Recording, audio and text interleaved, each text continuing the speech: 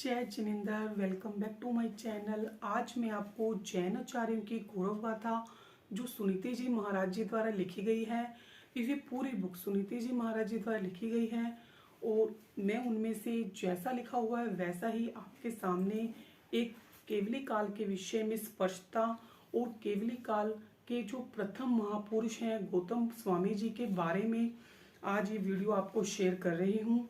Video को पूरा देखें, वीडियो को बिल्कुल भी स्किप न करें। जिस प्रकार भगवान ऋषभ देव जी से भगवान महावीर स्वामी तक के निर्वाण तक के काल को तीर्थंकर काल कहा जाता है, उसी प्रकार जो भगवान महावीर स्वामी के निर्वाण के जो बाद का काल है उसे केवली काल के नाम से जाना गया है, केवली काल कहा जाता है।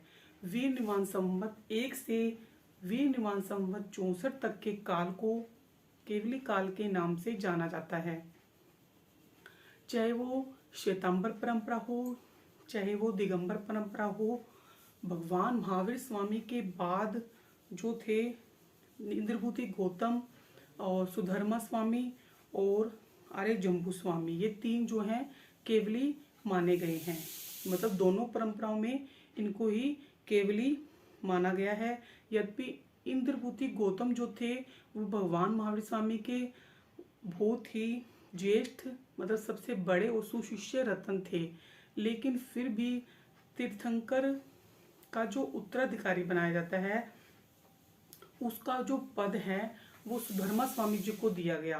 सुधर्मा स्वामी जी जो थे भगवान महावीर स्वामी के 5वें शिष्य थे और गौतम स्वामी जी ज्येष्ठ मतलब सबसे बड़े थे, लेकिन फिर भी आचार्य पद सुधर्मा स्वामी जी को दिया गया और गौतम स्वामी जी को नहीं दिया गया। ऐसा क्यों किया गया?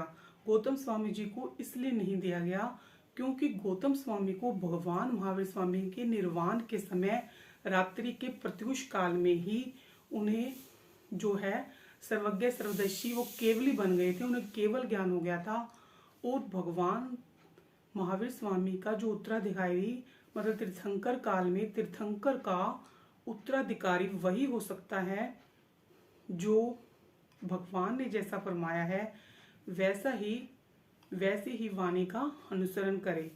मतलब जब वो अपना उपदेश दे, अपने प्रवचन दे, तो भगवान ने जैसा फरमाया है वैसा ही मैं सुना रहा हूँ, इस प्रकार की वाणी का प्रयोग करे।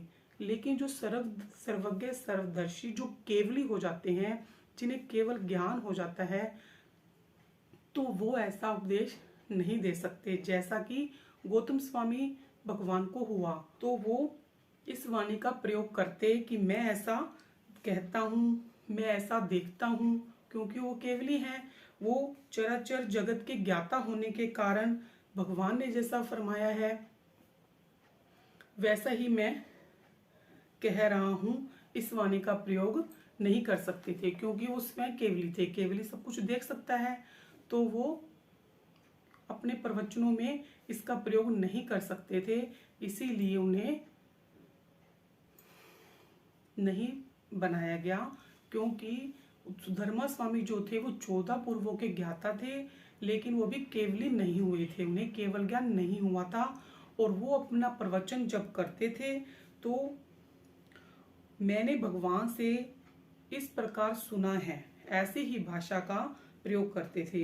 उनके शेष जो 9 गंधर्व थे, गंधर्व जो है 11 बताए गए हैं, 9 गंधर्व थे, वो भगवान महावीर स्वामी की विद्यमानता में ही मतलब भगवान महावीर स्वामी जब थे तब ही वे मोक्ष पधार गए थे। अब केवली काल के प्रथम महापुरुष इंद्रभूति गौतम का जन्म ईसा से 670 ईस्वी पूर्व मगध के सत्ता केंद्र के एक गुरुवर्य नामक गांव में हुआ जो राजगृह नगरी के समीप था और उनकी माता का नाम पृथ्वी देवी और पिता का नाम वसुभूति था। उनके 2 भाई थे जिनका नाम अग्निभूति और वेभूति था, वो दोनों उनसे लघु भाई थे उनके। और इंद्रभूति गौतम स्वामी को 4 वेदांगों का ज्ञान था और 6 वेदों के अंगों का ज्ञान था और 4 मीमांसा, इस प्रकार से 14 विद्याओं में वो पारंगत थे।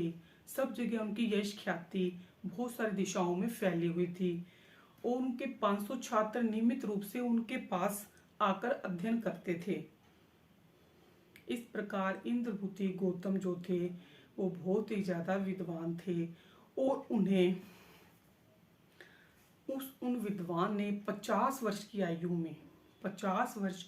में भगवान महावीर स्वामी के समीप अपने 500 छात्रों के साथ विशाल शुक्ला एकादशी के दिन उन्होंने दीक्षा ग्रहण की और दीक्षा के पहले दिन से ही उत्पाद, व्यय और ध्रुव्य इन त्रिपदी को जानकर वो 14 पूर्वों के ज्ञाता बन गए। और उनको कौन कौन से ज्ञान थे? मति ज्ञान, श्रुत ज्ञान, अवधि ज्ञान और मन परम, इन चारों ज्ञानों को धारण करने वाले इंद्रभूति गौतम स्वामी 14,000 श्रमणों के शिरोमणि थे और 30 वर्ष तक प्रभु महावीर के सानिध्य में वे रहे।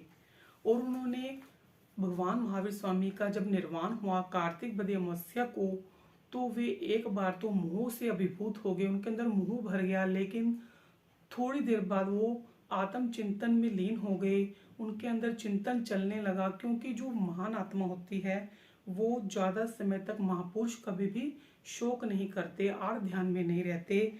और उन्होंने 4 घाती कर्मों को नष्ट किया और केवल ज्ञान को प्राप्त कर लिया। तक इंद्रभूति गौतम जो थे केवली पर्याय में विचरण करते रहे। केवल ज्ञान होने के पश्चात भी वो 12 वर्ष तक विचरण करते रहे और अपने अघाती कर्मों को नष्ट करके वो 92 वर्ष की आयु उनकी पूर्ण हुई। और जब उन्होंने अपना अवसान काल निकट जानकर 500 शिक्षार्थी जो उनके शिक्षा धारण करने वाले छात्र थे, उन्होंने अपना गण सुधर्मा स्वामी जी को सौंप दिया और खुद एक उद्यान में चले गए थे। उद्यान में जाकर उन्होंने सलेखना, गुणशील चैत्य नामक उद्यान में जाकर सलेखना, संथारा, जो जैन धर्म के लोग हैं उन्हें पता है संथारा क्या होता है, तो संथारा स्वीकार कर लिया। 1 मास के अनशन के पश्चात 4 घाती कर्मों को नष्ट करके सिद्धभूत हुए और उनकी आयु कुल 92 वर्ष की थी। आपको वीडियो अच्छी लगी हो, समझ तो आई होगी आपको, कुछ मुझे बोलने में कुछ गलत हो, कुछ समझ न हो तो कमेंट करके पूछ लें। वीडियो को पूरा देखें और वीडियो को लाइक करें, शेयर करें, सब्सक्राइब करें।